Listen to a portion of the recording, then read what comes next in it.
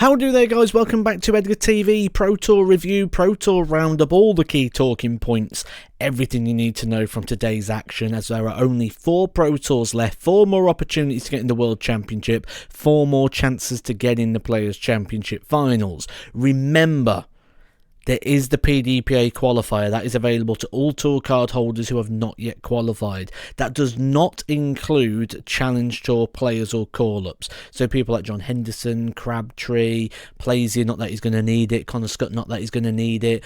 These guys would not be able to play in the PDPA qualifier. It is only for tour card holders. I'm always looking for ways to make these videos better, and one thing I've done today is offer you a bit of interaction over on Twitter, over on X. Why do I still call it Twitter? In order to see what you guys are looking for, those stories, see if I can point you in the direction, add a bit of an opinion to that. I do want to hear your opinions all the time. I'm down in the comment section, and I'm going to be starting a phone-in very soon. Well, I say a phone-in, a modern-day phone-in, where we're actually going to be doing video calls.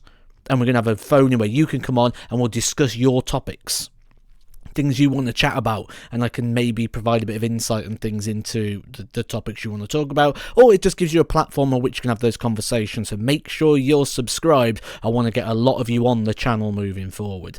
One of the comments though that came on X was this one, not so much of an observation, but looking at players missing out, players who are dropping from the tour. Like, is it people just giving up in regards to they don't think they're going to make the tour cards? Is it the weekly schedules? Well, one of the statisticians saw this and did put it over on X here. I can't get this left and right thing right with the cameras, but you'll see here Feb's data. At Feb's Data saw this and went on and actually got the information in regards to who's been missing the Pro Tour. Some of these have been a victim of their own problems. Adam Smith-Neale, for example, had to start missing them due to the ban. Same with Leighton Bennett, but Adrian Lewis, we know, hasn't attended anywhere. You see people like Ronnie Hybrex, he was unsure whether he was going to have his card, wasn't he? Where you can see sort of hit and miss at times. Jacques Larb, sort of a little bit hit and miss, maybe aware that the card's in danger, really. So they're players who have attended, so really thank you for that one, a really good bit of information. But what we're going to do now is scroll through and see what we can find in regards to the key stories. I'll just centralise that a little bit. I'm way too close. What am I doing here? There you go. Just pretend that bit did not happen, and then we'll crack on. Jose de Souza, someone we've been picking up a lot on this year, but he's in trouble, isn't he, Jose? I think he's never getting back in the top 32. I think he loses his tour card next year. That sort of suggests so there as well. Robert Owen hanging on the World Championship positions at the moment. He needs to get a run going somewhere just to guarantee it, just to get himself a little bit above water. Josh Payne losing there. He's going to lose his card. Vincent van der Voort pulling out against Alan Suter. Good points down the board for Suter, but Vincent van der Voort, no.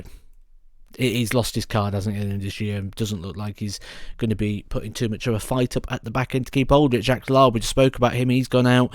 Josh Richardson continues to go out. Hempel, a guy hanging on to a World Championship position at the moment, he is out 6-4 to Jeffrey de Graaf. Andy Barton's lost 6-0 to Richard Veenstra. This is somebody who we've had a comment about over on X. That comment says, how will Andy Barton's perform and whether he can make the Players' Championship and as the Lakeside and current WF champion. So Andy Barton's won the Lakeside last year, the WF World Championship, so I'll be playing this year, and at the moment, not in the World Championship. He's had some good performances this year, but he's just falling short at the moment in regards to getting that place guaranteed. So, needs to pick up some wins from somewhere. Jimmy Van Schie, want to keep an eye on. He's gone out. Jules Van Dongen, the worst player statistically on the Pro Tour this year. He goes out 6-2 to Luke Littler. He's got quite a bit of work to do, hasn't he, if he's going to be... He's not going to be keeping his card, let's be blunt. Connor Scott, 106 average, won one leg, losing to Christian Kist, who comes good this time of year, for sure. That is a big performance from him. Matt Campbell, long way off of his best at the moment. He's one of the worst performers on the Pro Tour at the minute. Simon Whitlock, a much-needed win. His tour card is in serious doubt. I personally think he's going to lose it, but every single win right now is vital to him. James Wade, who said he doesn't hit big averages, 108.34. He's banging form at the moment. He is going to take some serious stopping in regards to the levels of performance that he's been putting in as of late. More players in danger of losing cards here. Not picking up results. Jamie Hughes right on the bubble. Keegan Brown. David Evans getting onto the Pro Tour, picking up a couple of legs there, but didn't get over the line in regards to the win. So there's going to be a lot of change soon in regards to those tour positions. The big performers of round 2. These are the players hit over 100 average. Not a massive list today, but an important list. Stories. Whitlock out. He needs every single win he can get. He goes out second round to Josh Rock. James Hurrell started the year incredibly well. Looks certain for the World Championships. Needs wins. Getting to his board final is going to help him out massively. But again, going back to those stories in regards to what we saw over on X. This was one I really found interesting. How's Mike Edgar going to get on as his first day as major champion? Going from the big stage to the floor can be shocking. Do you know what? This is one I really wanted to talk about because I've done this before. I played in big events, Players' Championship Finals, UK Opens, World Championships, European Tours. Now, the bigger the event, the harder it is to transition back. Now, it's not too bad these days, £1,000 for winning your first game. But when I was playing the World Championship game, for example, I played Mensa Suljovic second round of the World Championships. I played for £25,000. Not only is that £25,000, but £25,000 is a chance to stay in, chance to earn more, chance to get more time on TV, more time on Sky Sports, which obviously changes a lot of things in regards to exposure, sponsorships, etc. Playing in that game, the Grand Prix final, would have been a very exciting £60,000 game. 60,000 or 120,000 depending on the result of it. It put him firmly in the top 32. He's in the Grand Slam of darts. He's pushing the top 16 now. There's that Premier League discussion and conversation that now includes his name. I'm not saying he's in. I'm saying it includes his name in the conversation. Of course it does. It has to. It's impossible not to now. So there is lots of things that game did, and then all of a sudden you're playing behind closed doors with barely anyone watching. No atmosphere as such. For £1,000, it's a big difference, and it's hard to transition. I struggled big time going from playing a £25,000 game to playing one for 750 quid, but yet the standard's probably just as hard, if not harder, at times, depending on who you draw. So yeah, and starting from zero again and starting from scratch. So yeah, absolutely, I can imagine it'd be very hard to transition from that. I can certainly vouch for that. Well, I say I mean up to the last 32, the board final, he's gone out there. You'll see to Darryl Gurney, a player I keep talking about, keep saying he's going to do well, and he's going to do well, but when's he going to win something? I feel like he is going to win something. Two players that was in the big star performers in the last round, picking up good results there. Lee Cox, massive win there for him. He beat Luke Littler, by the way, in round number 2 as well. But he didn't reach the star performer 100 plus. But still, he beat Luke Littler. That is the story for me of round 2. Lee Cox, someone I spoke to on many occasions, said when he gets to start playing on the Pro Tour, he will excel and go to a different level.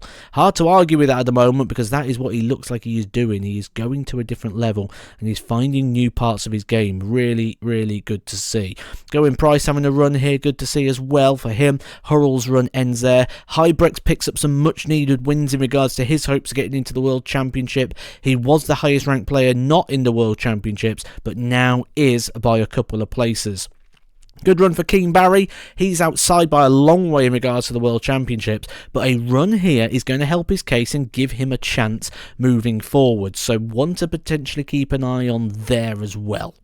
This comment didn't age too well, did it? Nyman getting an easy route to the semi-finals, inevitably losing in the first round. Well, that's not the case, is it? Because as things stand, he's into the semi-finals. Just pull this down so we don't get distracted by those games. There we go. So he's into the semi-finals. Vessel Nyman beats Martin Schindler, recent European Tour winner, and then Stephen Bunting. Stephen Bunting, 3 Pro Tour finals in a row recently. He goes out in the quarterfinal stage, so he's not going to be back in that one. Vessel Nyman just looks incredible at the minute. I looked at the odds earlier on today for the World Championships, and no surprise to see the bookies running for cover in regards to Vessel Nyman. He is a serious contender and a serious threat in that. Ryan Searle, if you've been following my videos, I keep saying he's going to go back into the top 16. I believe he's going to go into the top 16 and stay there this time. I think that's the key. As you may know, if you follow this channel for a while, when I was on the Pro Tour, I used to share with Ryan Searle and travel with him, and his goal was to get in the top 32. It was like his big dream, and then he went very quickly into the top 16, and that probably was due to the final at the Players' Championships, but Personally, you look at that and you go, well, maybe that came a little bit too soon. It was above the goal. It was above the expectation. I think now he's finding a foundation in the fact that he doesn't rely on a big run in a tournament somewhere, and he's still knocking on the door of the top 16. So when he gets that big run somewhere, or picks up that European Tour title, or does something that he is so capable of doing, that is where he's going to be in the top 16 and sustain that place. Look at people like Damon Heta, inside the top 16, inside the top 10. But yet doesn't have that big TV win. I think that's what Ryan Searle's going to follow, that sort of way of, where just consistently big results on away from the TV stages. So when it does come, he becomes sort of one of those elite ranked players. And we've got a shocks final, a surprise final, an unlikely final. Michael van Gerwen versus Gerwyn Price. You wouldn't have heard that a while ago, would you? However, Michael van Gerwen has only reached one final this year. He did win that Players' Championship 21. Gerwyn Price has not been in a final all year. So one final between the pair of them. You wouldn't have expected that.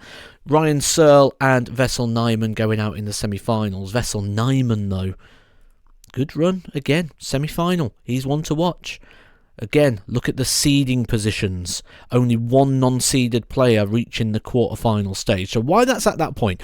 We're going to take a moment now to take a look at this. What you're seeing now is, as things stand at the back end of the year regards to the tour cards, top 64 players positions, this is with players adding money or losing money depending on what they're going to be doing. So everything guaranteed on there.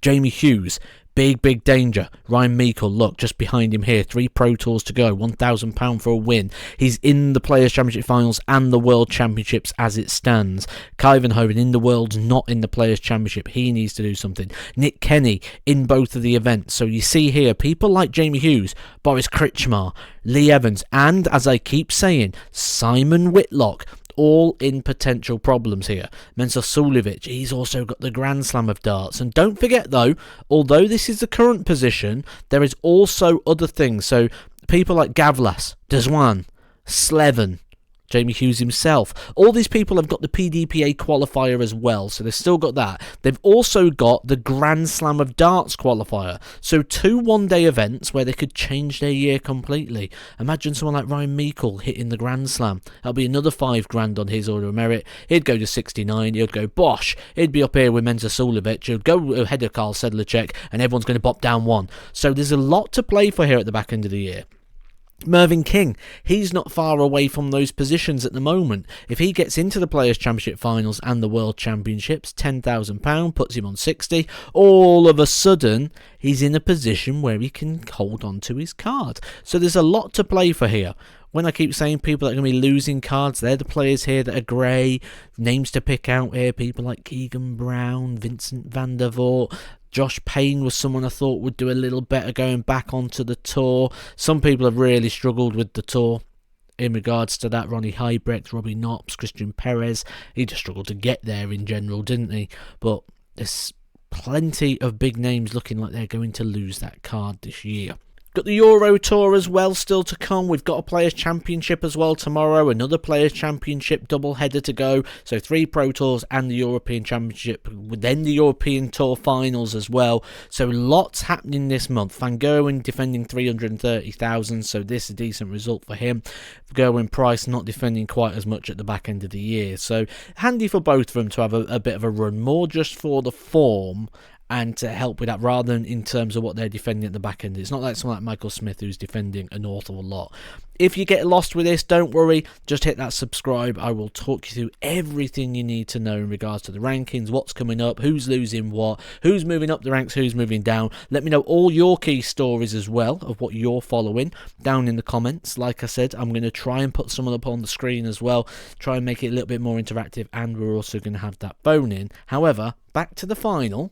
Was quite a slow, edgy start. Gerwyn Price went 2-0 up, but the real key moments in the game came in the middle part of it here. You'll see Michael van Gerwen This was the moment for me. 171 and a 142 out, and then a 112 finish in the next leg. That gave Michael full control, and it really was. Gerwyn Price just felt like he was hanging in towards the end.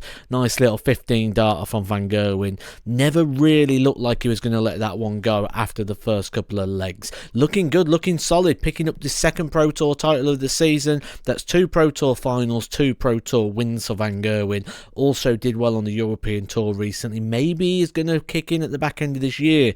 He is defending £330,000. That won't really affect him too much in regards to a ranking drop, but the way he's playing, maybe he could add to it. Certainly could be looking good at staying within that top 4, which guarantees him Premier League. He's not going to not be in the Premier League either way round, is he? I will be doing the Premier League prediction video before the major events, how we think it'll stand, because now we're talking about Mike De Decker as a possibility. Would you have said that before the World Grand Prix? Absolutely not. So it's really hard to do sort of majors, pre-World Championship, but we're going to have a little go, see how close we get, see what it's like at the end of it when we re-predict it at the end of the World Championship. So make sure you subscribe for all that content. I'll be back tomorrow with another Pro Tour roundup. I'll see you there, and I'll see you down in the comments. Catch you soon.